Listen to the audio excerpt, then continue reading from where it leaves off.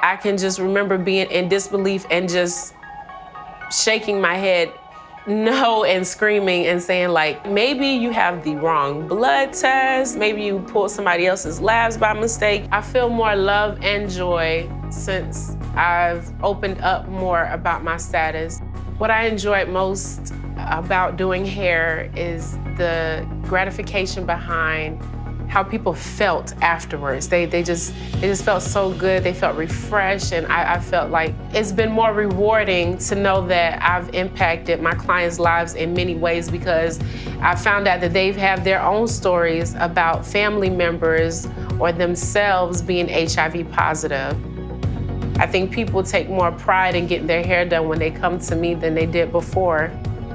My name is Masanya. I am 28 years old, and I have been HIV positive for 4 years.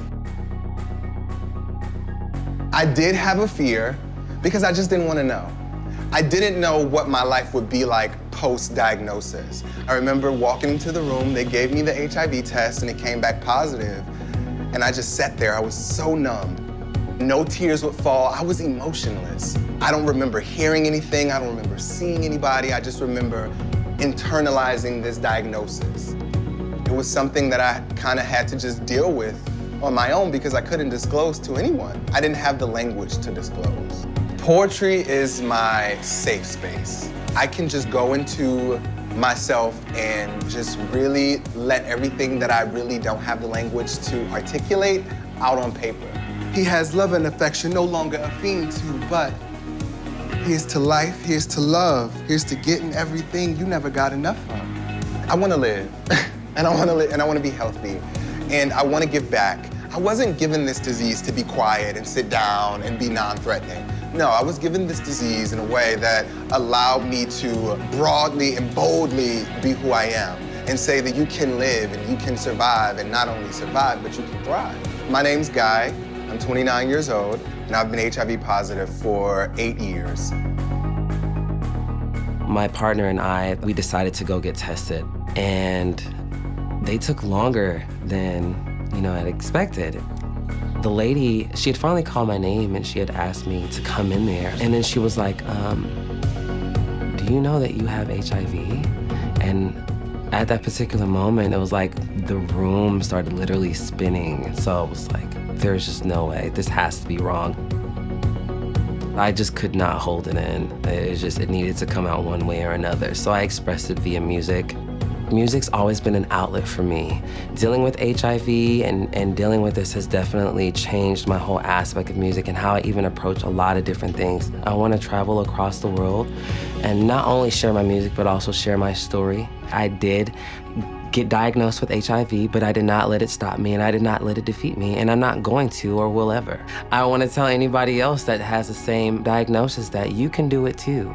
It does not stop where it starts. Starting is the beginning. My name is Dakota. I'm 28 years old, and I've had HIV for the last 3 years now.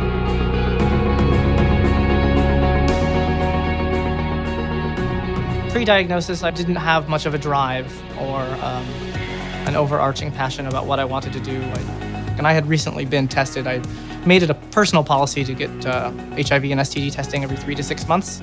Turned out positive, so I was at my friend's house, and that was kind of a moment of brief devastation, but I was very fortunate and lucky in the fact that I had an excellent support system, and I was able to quickly rise to my feet. That day, I went into the health department and met with a social worker and connected myself with care.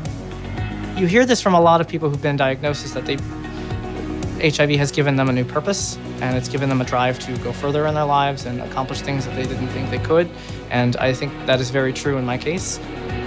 Playing viola allows me to release a part of myself that sometimes gets a little too buried in day-to-day thought and processes of work. It is through and through nothing but a creative outlet. Fundamentally, we all want to go to the same place, and that is to enjoy ourselves. And I think there's something very wonderful about working with people in that environment.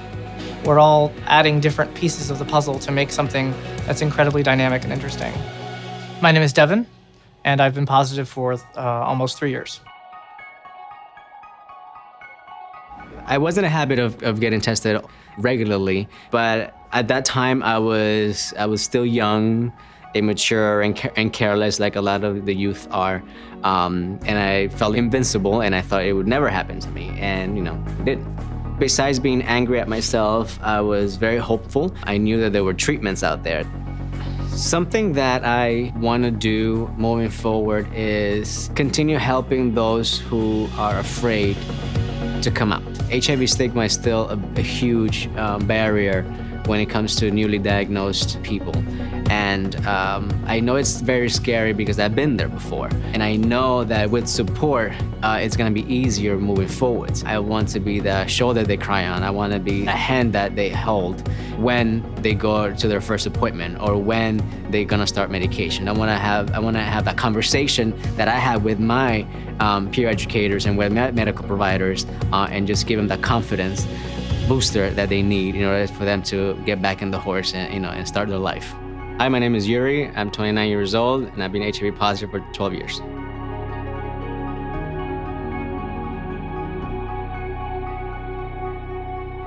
I had just left a job to relocate to a new city.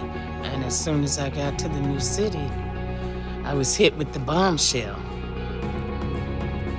And when they came in and gave me that news, I didn't give a response. I didn't cry, I didn't holler, I just stared.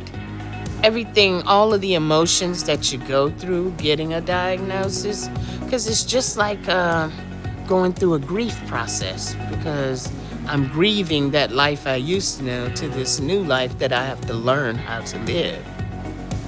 And I met other people that were already living with HIV, and they were thriving and welcomed me in. I facilitate to get people to memorialize their loved ones. The AIDS quilt is just a big memorial. People started putting HIV on the back burner, but we want to bring it to light that it hasn't gone anywhere, and we still need to keep researching and finding a cure. The ultimate goal that I hope we can add that last panel and say the end to AIDS. It is no more. My name is Stephanie, and I've been living with HIV for 18 years now.